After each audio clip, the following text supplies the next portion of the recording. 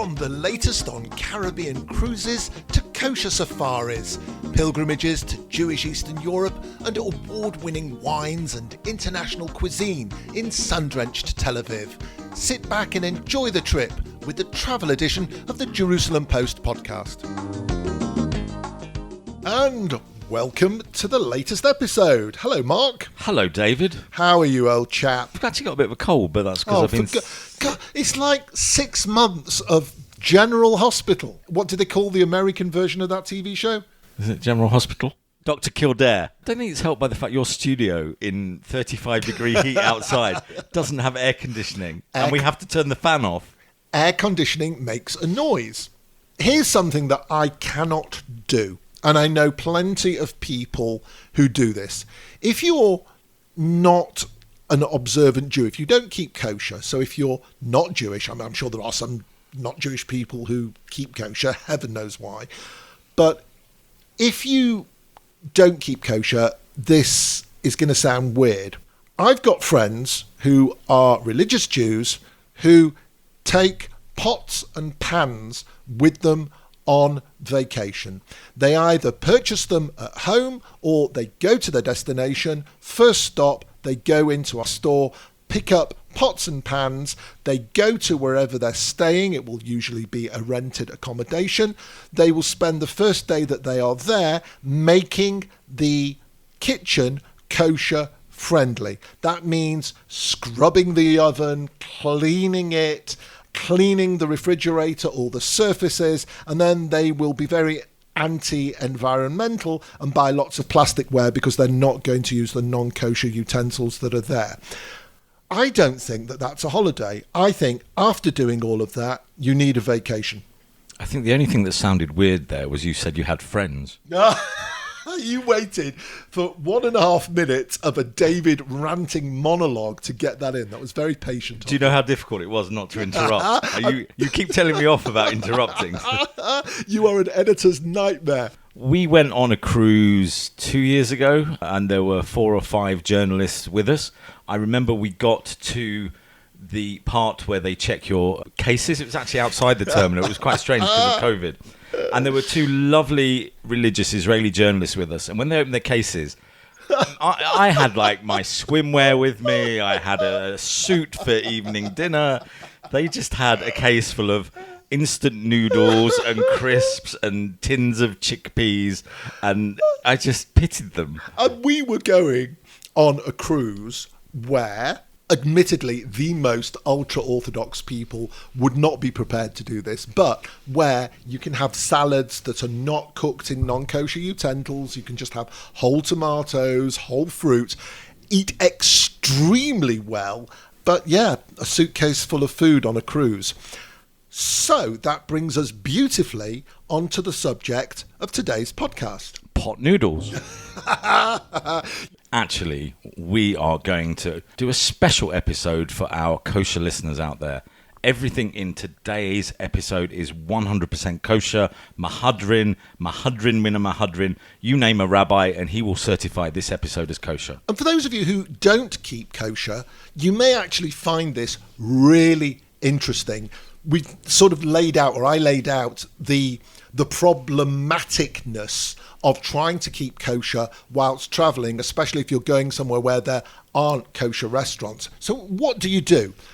We've got 3 guests on today's pod who are going to address this issue in very different ways. The question is, what order are we going to put them in, Mark? Well, last time we did a special where we had multiple guests, we drew rummy cub tiles out of a bag. I think we should be more scientific this time. How about alphabetical? First name or last name? Last name. Okay, hang on a minute. I better just have a look at who we've got. Okay, we're going to do this alphabetically. You'll catch on to who they are in a few minutes' time. I think for now, just before we go to the first interview, we should just do our regular question. Would you like me to do it as the rabbinic authority here? Yes, please do. Okay, question 1. There is only one. Okay, but it's still question 1. It's not question 2. Because this is our kosher special, question Aleph. According to halacha, Jewish law, A derivative of a non-kosher animal is considered impure or not kosher. But according to Chabad.org, what foodstuff is the exception? The answer at the end of the pod. Israel is the startup nation, the scale-up nation, the unicorn country. Join me, Maayan Hoffman, Jerusalem Post Deputy CEO, Strategy and Innovation. And me, Zachy Hennessy, the J-Post Business and Tech and Innovation Correspondent for our analysis of the most critical Israeli tech innovations today. In each episode of Inside Israeli Innovation, we'll highlight a new tech trend, discuss the latest innovation news, and interview at least one of Israel's most promising companies. So if you like to know what's on the cutting edge, then this Jerusalem Post show is for you. Listen to Inside Israeli Innovation on Apple, Spotify, Google Podcasts, or wherever you get your podcasts. So we said that traveling kosher is a bit of an episode with pot noodles and cleaning kitchens. But what we're going to learn in the next hour is there are a number of people who make that kosher travel experience something very simple and very enjoyable and take all the stress out of it. The first one, alphabetically, begins with a B. That would be B. Rafi Bloom. Rafi is the owner of TotallyJewishTravel.com. In the last few years, there's been this blooming, if you'll forgive the pun, of the kosher hotel, cruising, you name it, scene all around the world. And then COVID hit. So we started our conversation with Rafi by finding out what impact COVID had on kosher travel. COVID happened literally, if you cast your mind back to 2020, a couple of weeks before Pesach. So from a kosher travel perspective, let's take a step back in time and let's think we had that year 140 Pesach programs advertising with us around the world, everywhere, including Israel, Dubai, Europe, Latin America, Canada, South Africa, all over the place. 2 weeks beforehand, pandemic hit, travel was shut down. All these Pesach programs had to close down. And there was a huge noise made about how people get their money back. And there was a lot of discussion about the fact that programs had already laid out for food, for crockery, for entertainment. They hadn't expected this. They also make a living from it. And travel stopped there and then. Travel started to return slowly, incrementally at various times during the pandemic when the world opened up for a bit and then closed down again for a bit. And then when it opened up properly, I think last year, let's say, there was a huge rush for travel. You know, people have been calling it revenge travel. All the money that people had stored up from holidays that they had gone on, they were desperate to spend. The Jewish and kosher travel market was no different. And I think people were desperate to get back to Israel in that first year following the pandemic.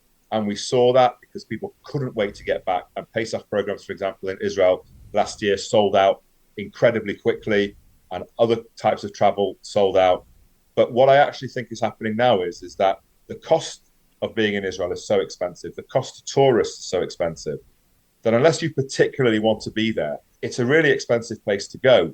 And if you're going there from a kosher perspective, because you want the restaurants and the hotels, there are so many other options throughout the year, not just at Pesach and Sukkot and Shavuot, but all the way through the summer, winter sun, skiing, whatever.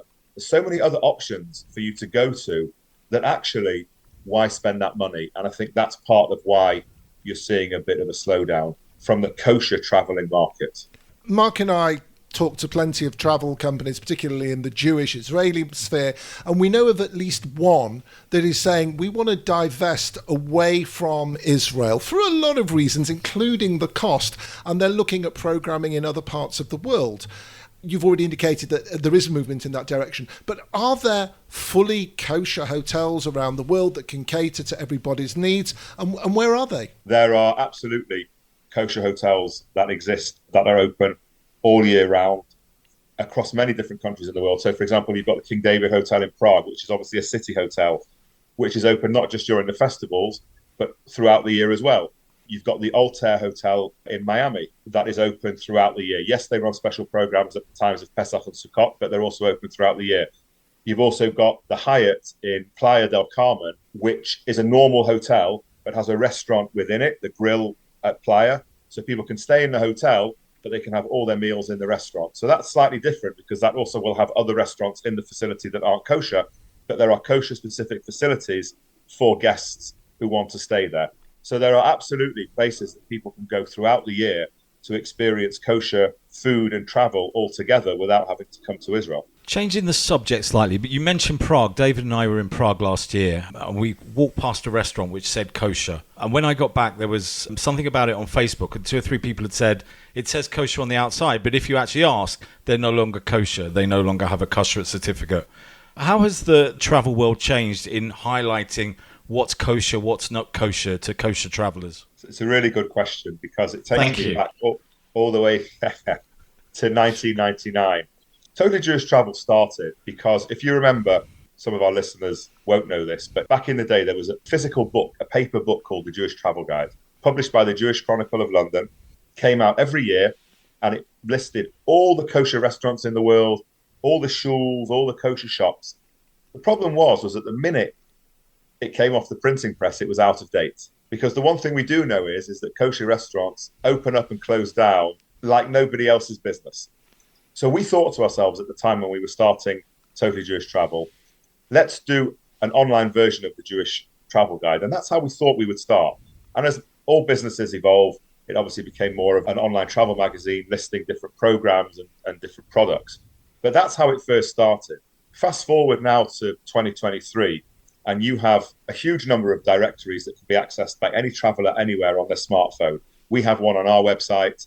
You have apps that you can use that are specifically related to kosher restaurants. There are many other websites and Facebook pages that exist solely to share information about kosher restaurants around the world.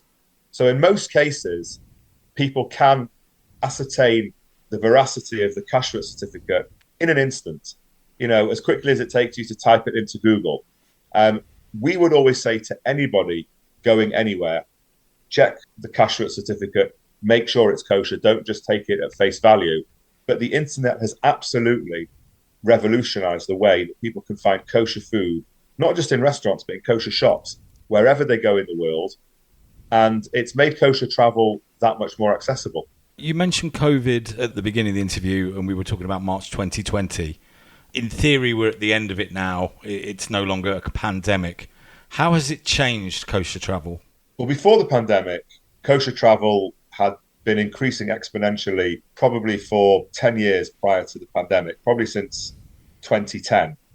We've seen an explosion, not just of locations and types of hotels, for example, for Passover. So Passover is the biggest travel block, the biggest industry that exists within the kosher travel world. Without a shadow of a doubt, before the pandemic, we had up to 140 different hotels around the world advertising, and those could range from 3-star ski hotels that somebody's taking over for a kosher program in a ski resort in France or Switzerland or Italy, all the way to the most luxurious hotels in Mexico, in Cancun, in Miami, or places like that, and everywhere in between. Kosher safaris, Thailand, Brazil, everywhere in Europe, as I mentioned, places, in Dubai, in Bulgaria, in Romania, everywhere.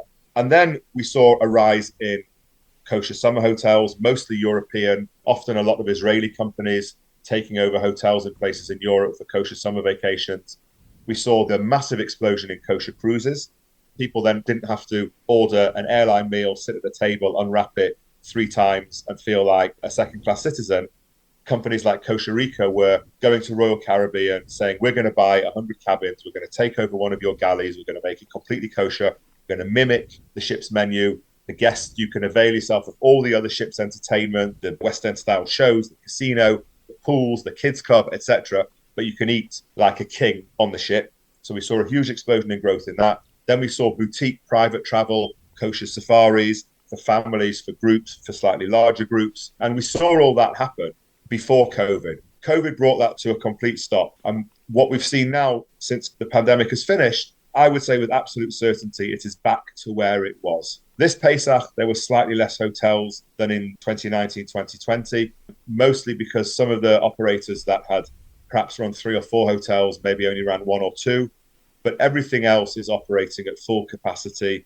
People were sold out for Pesach this year, well before they might have been in the past. There's lots of other options available this summer for Sukkot, for skiing. And so absolutely, kosher travel is back to where it was. So now let's look to the future. traditional Jewish people try not to change.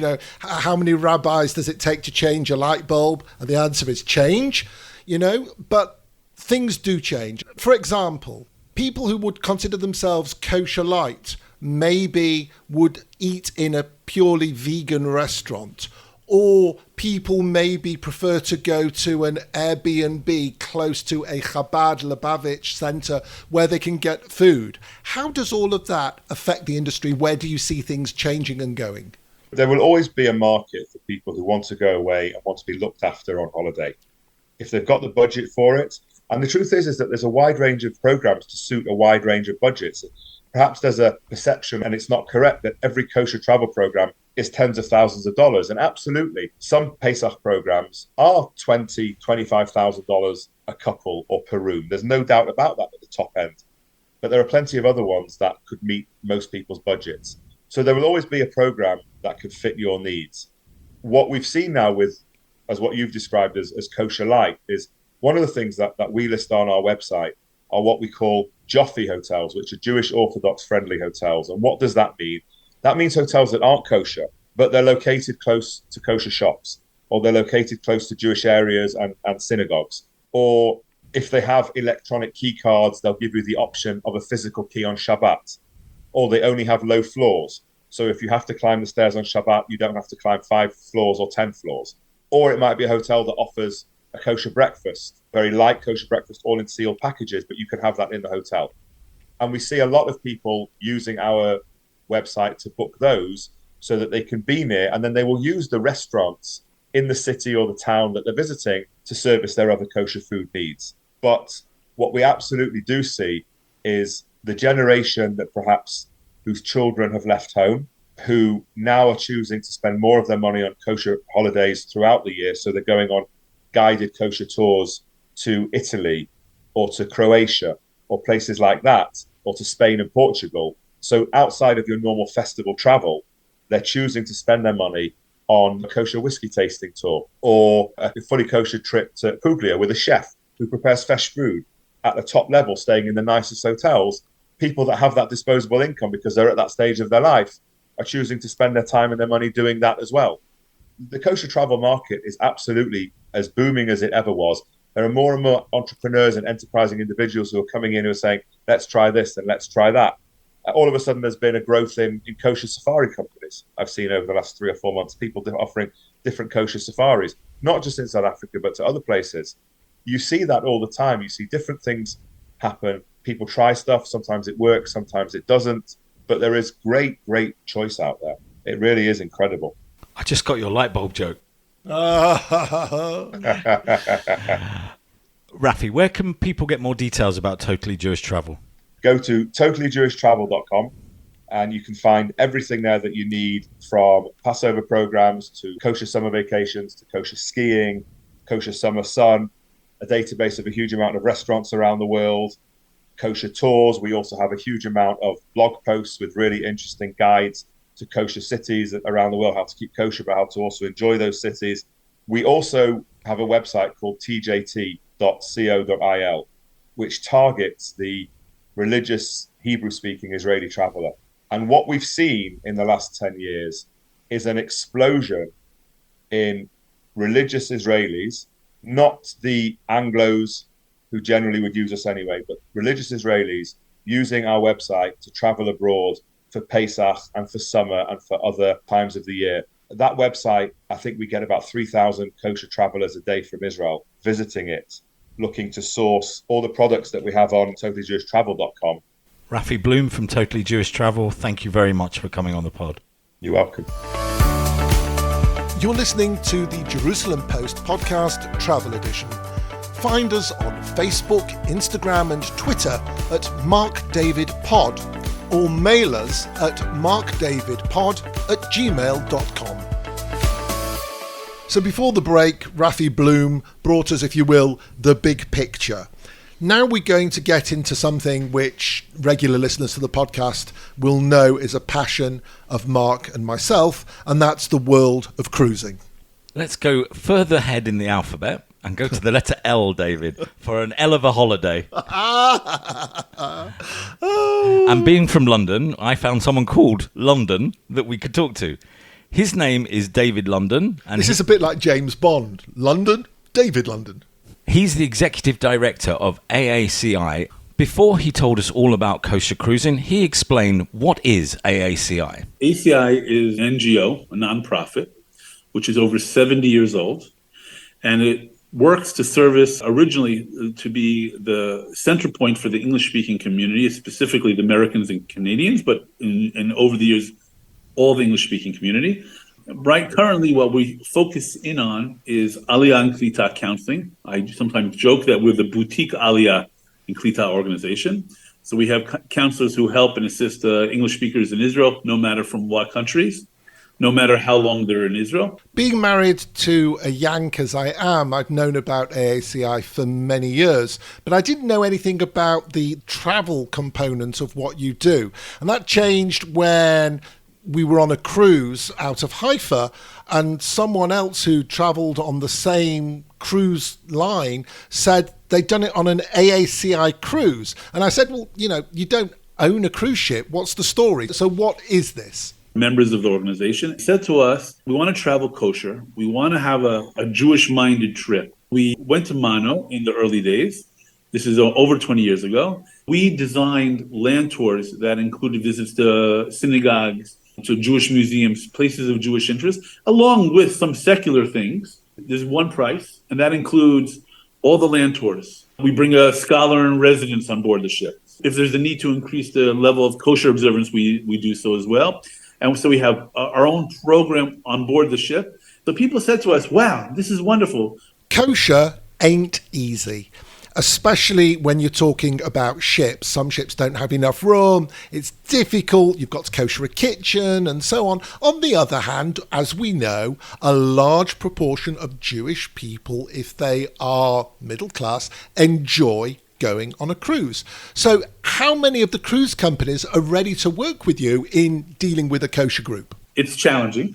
We work with a few kosher tour operators who have agreements with different ships. This summer, we have a cruise to Iceland, and it's on Holland American Line, which is an upscale cruise line. We're very excited, I have to tell you now. We just got in, and you're the first to know. We're having a cruise over Hanukkah. And for those who don't know, you're not allowed to light candles. And one of the interesting things about being Jewish is there's lots of issues about Shabbat and Hanukkah. Interestingly enough, you can use electric candles for Shabbat. However, according to Ashkenazi Rebbeim, you're not allowed to use electric candles for Hanukkah. So we had to find a cruise line that would allow us to light Hanukkah candles. Pyromaniacs.com. Yes.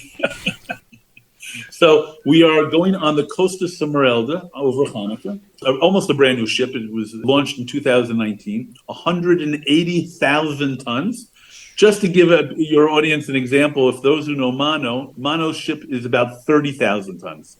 So this is almost 6 times the size of it, indoor swimming pools. And the deal we arranged is that people are allowed to light candles on their balcony. So we're only really selling balcony rooms. And people will get a Hanukkah from us. They will get those boxes, that protects it from wind. And people will be allowed to light on the balcony of their rooms, but they have to watch it for the whole time it's burning, which is 30 minutes. 3 kosher meals a day, plus a kosher coffee and cake in the afternoon, and wine at dinner every night. We have a Sefer Torah on board. We have everything. With all the Chanukiot out there, you probably need a drone to fly next to the ship just to take the photograph of the dozens or hundreds of Hanukkah candles. You mentioned Hanukkah, and we mentioned how difficult it is to do a kosher cruise, to set one up, making it even more difficult. Do you ever do Pesach cruising? No, we do not do Pesach cruises. We have Pesach programs, but we do not do Pesach cruises because the issues of kashrut are so extreme over Pesach. Just can't arrange it. We've spoken about at-sea cruises. What about river cruises? Do you do kosher river cruises? Yes, we've done a few kosher riverboat cruises. We did last summer, we did on the Danube, or as Israelis call it, the Danuba. We fill the itinerary with Jewish subjects of interest. If I can just digress for a second, we went to the city of Nelk, and we had done research, and we found that there was supposed to be a small memorial to the Holocaust because it's about an hour from Mauthausen, the camp. Austria is a very hard country to go to because on one hand it's beautiful and green and beautiful. On the other hand, a lot of Jewish blood was spilled there. When we were traveling there, we went to this site in Nelk, the city of Nelk, and to our surprise, there wasn't just a little memorial plaque to the Holocaust. There was actually a crematorium that was in the town, in the middle of a beautiful neighborhood. Of course, they surrounded it by trees so you don't see it so carefully. And there was a museum in the World War II barracks that the local community Christians established there to explain the story of the Holocaust. Actually, the locals had wanted to destroy the crematorium. Who would want the crematorium in the backyard? But there was a lot of French killed there in addition to Jews and others. And they made a memorial with a museum inside the crematorium. And unfortunately, a lot of Jews obviously were killed there as well. And these are the kind of surprises that sometimes even all the research no one talked about. And only when we got there do we experience this very moving sight. Do you have to be Jewishly observant to go on one of your trips? Of course not. We observe in the program kashrut and Shabbat. But what people do on their own, and people have over the years more than once, some people are more observant and less. We welcome everyone. They know that the program is in English. They know that we're going to be experiencing the local Jewish community. In many places, for example, we eat with Chabad over Shabbat. And people love it. It's one of the highlights, is meeting the different people and experience Israelis, hippies, all kinds of people. It's a real highlight. So we encourage people to do, but we're open to everyone. We're really open to everyone. And are all participants based in Israel, or you've got customers from all over the world? Well, we started to be only for Israel, and while still the majority are from Israel, we do have, how do I explain it? The brother is in Israel, and then he tells his brother overseas or sister overseas, and they come join us. Sometimes the parents for a Pesach or Sukkot or whatever have their family in Israel, and they bring over the rest of the family from overseas or vice versa. But the people are from all over the world, though the majority are still from Israel. David, it all sounds fascinating. Where can people get more details about your programs, and how do they get in contact with you? So it's very easy. We have a website called aacitravel.com. One word, aacitravel.com. And I have a wonderful team, and they're able to help and assist everyone in our trips. David London, the CEO of AACI and AACI Travel, thank you very much for coming on the podcast. Thank you both, and be well. Have you listened to the Jerusalem Post podcast Travel Edition? I'm David Harris, and together with my co-host Mark Gordon, we bring you the best from the world of travel and tourism. We have people who literally fly to Park City just to do the ski minion. And it has that heavenly taste that you don't really find nowadays in the market. When was the last time you went to a restaurant and they bought you a picnic basket about 8 courses in? The Dracula tour, that's a very unusual honeymoon option, really. The Jerusalem Post podcast Travel Edition brings you the joys of travel and tourism. So why not subscribe today wherever you get your podcasts? Cheers, Mark. Cheers, David. Oh, without doubt, in this whole world, the biggest time of year, the time I guess that the business world behind all of this is licking its lips the most, is the week of Passover.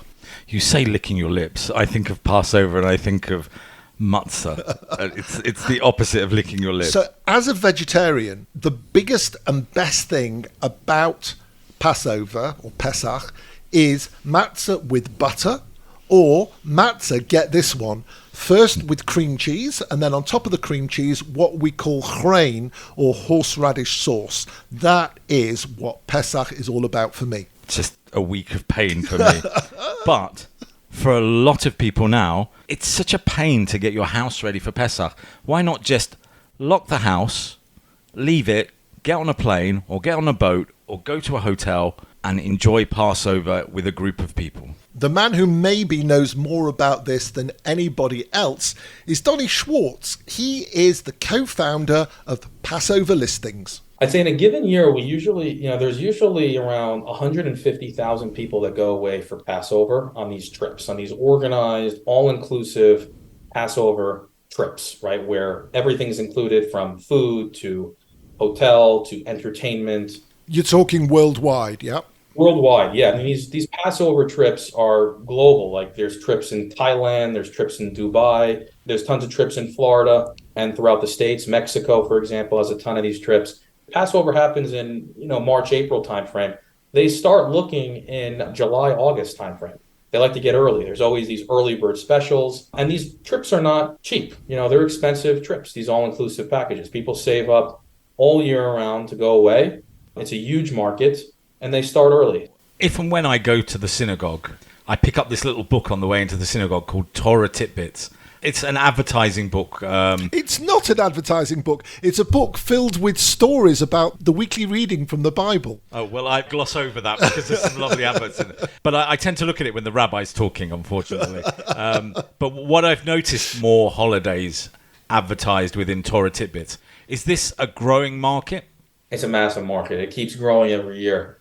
It's unbelievable, actually, how much it keeps growing and how many new locations and destinations. I mean, just this past year, we saw a new tour pop up in Turkey, as an example. Turkey's an unbelievable country. They're having a tour in Turkey. So the market is growing every year. There's always new programs popping up, new locations, destinations, and people want to get into this because everyone, especially during COVID, where everyone really had to, they couldn't travel, they didn't want to travel for various reasons. Now that they have, first off, money saved up from COVID and, not going away, they just want to get out of their house and kind of experience new things. I think they have a different mindset these days of where can I go with my family, with my friends to have a wonderful time. Let's talk a little bit about those 150,000 people. I'm guessing if we go back 50 years, it would predominantly be people from the New York area looking to go to the Catskills.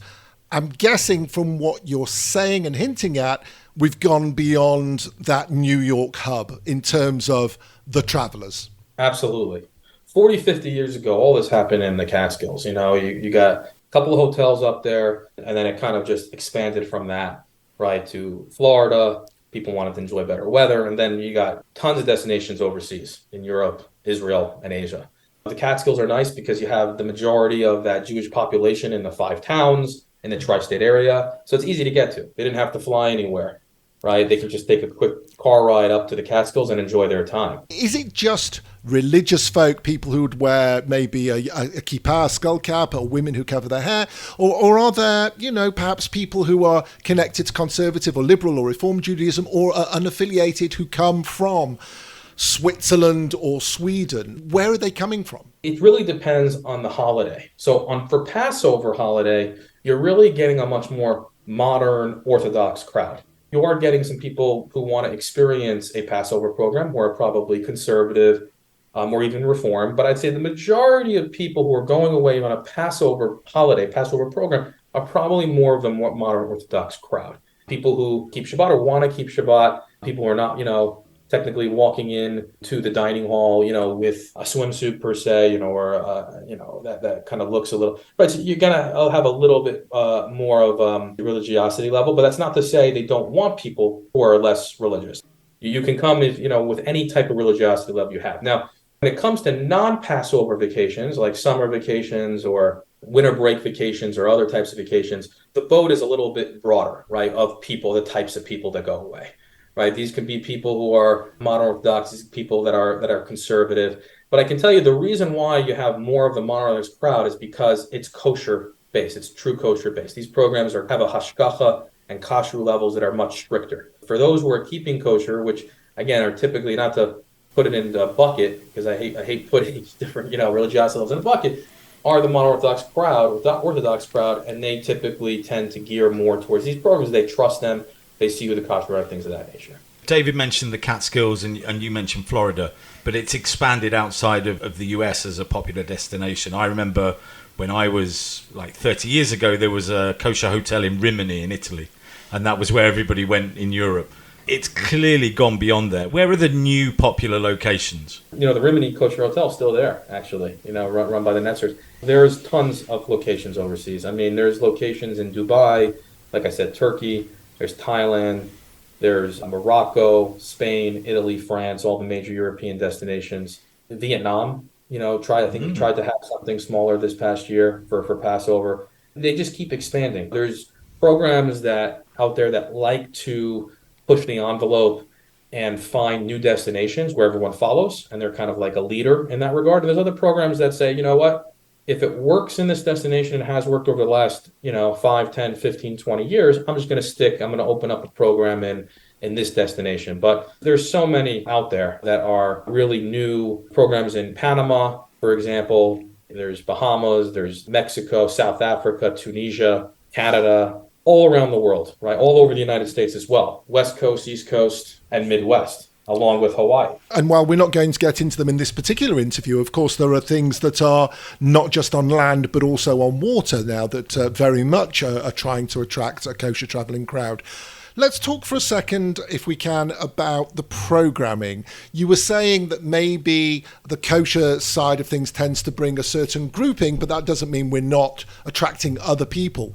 But is the programming predominantly sitting around, learning about the Torah, about the Talmud, or are there other things of Jewish cultural value and heritage, or beyond Jewish, simply it's a kosher location, but we still want to show you the Leaning Tower of Pisa or the Colosseum or whatever it is? It's a great question, David. Of course, thank you very much indeed. He's good at that. And Mark wrote the question.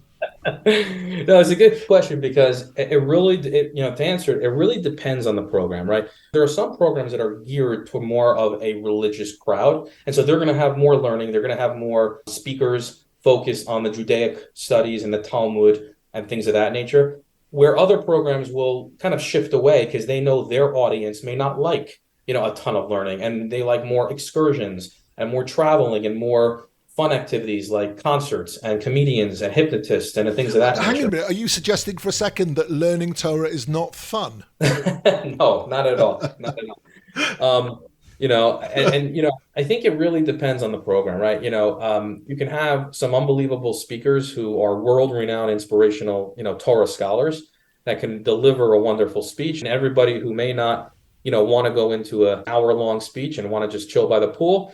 Or, or it could be just more of different types of activities. So it really depends on the program and the location of where you want to have. Most programs, just to kind of call it generally, have a mixture of everything. Because frankly, when you have 500 people or you have 1,000 people at these tours and these programs, you got to cater to everybody. So you got to cater to people who like and enjoy going to speakers and attending speakers. And you got to like and cater to people who want to just get out and enjoy the day at the Tower of Pisa. So it really depends on the program, but I'd say generally we try to cover all aspects of it. And that's really what makes a good program from a not so good program, right? Because you want to have that diversity across the board. I was out for lunch with a friend last week and he mentioned he was going on a singles cruise. Is there much of a market for singles programs? It's a very niche market. It's like saying, there should be a program solely for Sephardic people who only eat, or who want to only eat, specific like rice on Passover. I mean, it's a very niche crowd. Is there a market? Of course. I mean, there's tons of Jewish singles out there that want to go. Can they afford it? Do they want to gear only to a niche market of singles? I think it's a great idea. Has it been done solely for singles? Not regularly. You don't see a ton of singles cruises or singles, programs out there. You see a lot of programs that have a singles structure. So you see a lot of programs that bring in, for example, shadchanim, matchmakers. They kind of focus on the singles crowd. So there was a program this past year in Las Vegas that had a matchmaker available for different singles. So a lot of singles actually attended that program. Did they have a rabbi at the end of the hall, with the canopy, with the chuppah all ready? No, I was thinking like they spin a wheel. You're going on a date with Green 32. It's always good to see what the ROI is, right? I love that people actually got married through that. It's important. And I think if you marketed a single cruise properly to the singles community, Mark, I think you could definitely gather a nice crowd for sure. And I think it'll be good. But then don't forget, you don't want to have 100 men and 2 women. You got to make sure, what happens if you got too many men signing up and too many women not? You got to make sure it's a mix, right? So you get it to a lot of different complexities. That's why you need a good rabbi for the other 98 men who are left on the shelf. How do people get more details about Passover listings? You can go to passoverlistings.com, and if you need any help finding a program, contact us. We have a whole team here that kind of finds a program for you. You can search for a program, reviews by yourself, easy to find. We have a Facebook group. It's actually how we started out, called Passover Program Reviews. So, for example, if you want to go on the Facebook group, check it out, and then you can find, real reviews from real people who are posting about these programs, and then ask them questions, right, that you have or concerns, right? It's an open forum. The other website, in case people are looking for summer vacations that are coming up, or Sukkot vacations, or throughout the year, kosher hotels, you can take a look at myjewishlistings.com. Donnie Schwartz, thank you very much indeed for joining us on the pod. Wish you the very best with everything that you do. Thank you so much. Appreciate being on, guys. It was a pleasure. This is the Jerusalem Post Podcast Travel Edition. Find us on Facebook, Instagram and Twitter at MarkDavidPod, or mail us at markdavidpod@gmail.com. At the start of the pod, we talked about the negativity that I associate with people taking pots and pans. What about the positivity? Have you done anything that is specifically a kosher vacation? Yes, I've done a couple of kosher vacations. I have been on a cruise with the Israeli company Mano Cruises, a fully kosher cruise. Fabulous, really enjoyed myself. A couple of Pesachs, we went away to a hotel in Tiberias on the Sea of Galilee, on the Kinneret. After Seder night, we just finished Pesach away from our house. There's a lot to be said for it. I've done a few kosher holidays, and I would say the number one thing for me has been the food, which is, given what I said way back at the start of the podcast, really important. You are saying, after you've, as you said, turned the key on your house, you've walked away, you don't need to worry about changing pots and pans for Passover and so on. Somebody else is doing the cooking. It keeps everybody in the family happy, except for the fact you can't have pork or you can't have meat after milk. But outside of that, the food really is great. I tend not to have my milky pork dishes during Passover anyway, so I think we're good. Isn't that the expression, never mix your milchiks with your fleischiks, or your milk with your meat? Talking of Jewish law, should we give the answer to the question, or should we do some thank yous? Let's do thank yous. Thank you, David, for being my friend. Thank you, Mark. That's very sweet. Notice, listener, I didn't say thank you back to him. I did notice, listener. Yeah. Thank you to Rafi Bloom from Totally Jewish Travel, to David London from AACI, and to Donnie Schwartz from Passover Listings. If you enjoyed this podcast, I always say if. Of course you did. You enjoyed this podcast, please share it with your friends, follow or subscribe depending on which platform you're using, give us a 5-star rating, and write a nice review about me. Mark. Hello. Did you forget me there? If you like me more than David, please write nice letters to the Jerusalem Post Travel Podcast at, what's our email address, David? markdavidpod@gmail.com, and the social media handle is at markdavidpod. Well done, Mark. If you really liked it, though, give us a 5-star rating. Question Aleph. According to Jewish law, or halacha, a derivative of a non-kosher animal is considered impure, but according to Chabad.org, what foodstuff is the exception? Interestingly, the answer is contained in an upcoming podcast. We're going to tell you what the answer is. Mark and I very soon will be visiting a meadery, a place where they make honey wine, and I guess, therefore, the answer is honey. So bees aren't kosher? Bees are not kosher. No insect. Certain types of locust. But basically, insects are not kosher. Okay, so how does that work then? You asked the question, mate. Oh, yeah. Apparently, bees transfer the nectar through their mouths and only use it as temporary storage, and therefore it is not considered a derivative. Wow. I'd have gone for squid ink myself, but... You do on a regular basis. I don't. You do. I don't. Goodbye, folks. Goodbye.